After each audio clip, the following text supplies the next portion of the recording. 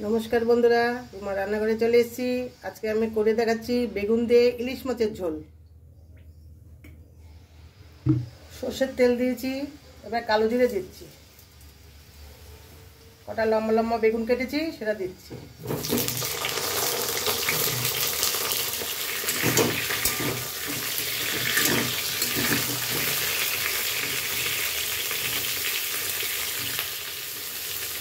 এবার ইলিশ মাছগুলো দিয়ে দিচ্ছি। ইলিশ মাছগুলো ভাজবো না, কাঁচা দিলাম।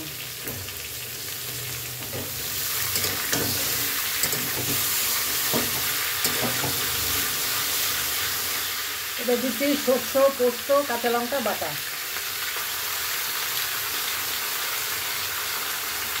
এবার দিচ্ছি জল।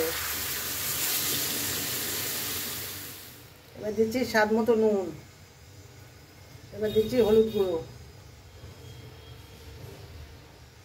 একটু শুকনো লঙ্কার গুঁড়ো,